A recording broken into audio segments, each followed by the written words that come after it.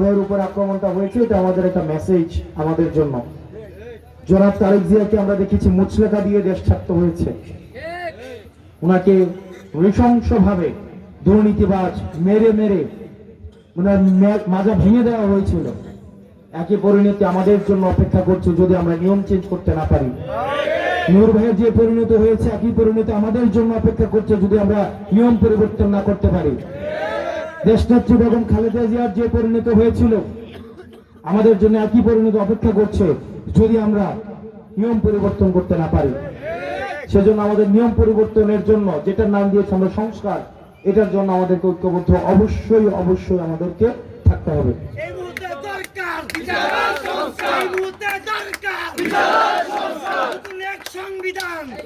সর্বশেষ সর্বশেষ আপনারা দেখেছেন যে আমি আপনাদেরকে বলবো, এখানে অন্যান্য যে রাজনৈতিক দলগুলো আছে, এখানে বিএনপি রাজনীতি আছে, জামাত ইসলামের রাজনীতি আছে, এখানে ইসলামিক আন্দোলন থাকতে পারে, এবি পার্টি থাকতে পারে, খেলাফতে মজলিস সহ গণতান্ত্রিক যতগুলো রাজনৈতিক দল আছে থাকতে পারে।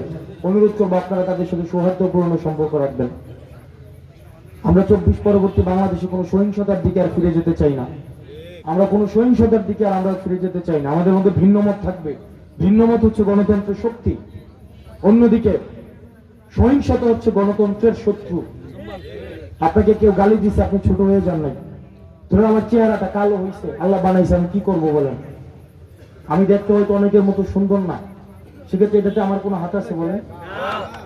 আমি হয়তো অনেকের থেকে অনেকের এখানে অনেকে আছে আর্থিকভাবে আমাদের থেকে অনেক বেশি স্বাবলম্বী, অনেকের আছে হয়তো আমরা অর্থনৈতিকভাবে এত স্বাবলম্বী না। সেক্ষেত্রে আপনার জন্ম কোথায় হয়েছে সেটা এটা আপনি ডিসাইড করতে পারেন না, কিন্তু আপনার মৃত্যু কিভাবে হয়েছে সেটা অনেকাংশ আপনার কর্মের উপরে হচ্ছে নির্ভরশীল। সেজন্য হয়তো কেউ আমাদের উপরে যদি আক্রোশমূলক কথা বলে, আমরা তাকে গণতান্ত্রিক ভাবে সেটা জবাব দেব।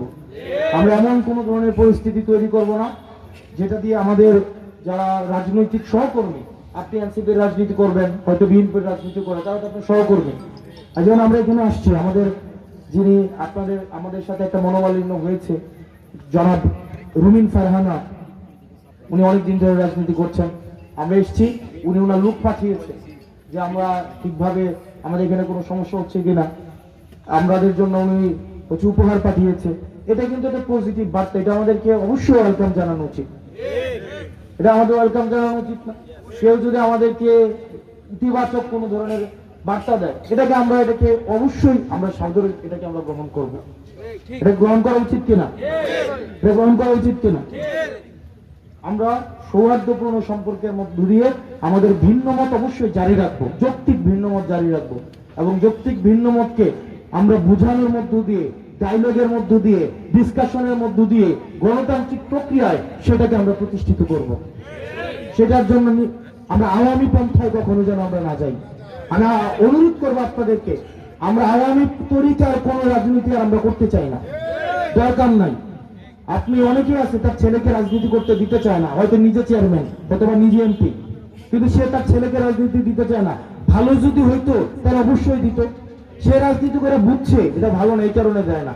কিন্তু আমরা রাজনীতি এমন ভাবে করতে চাই যে রাজনীতিতে আমি যেন ওই রাজনীতির পরিবেশটা যেন এমন হয় যেন আমার সন্তানকে আমি আগ্রহী হই যে সে রাজনীতিতে আসুক। এটা দায়িত্বটা তো আমাদেরই নাকি? এটা দায়িত্ব হচ্ছে তরুণ প্রজন্ম যারা আছেন আপনাদের। আমরা এই ধরনের একটা পরিবেশ আমরা গড়ে তুলবো।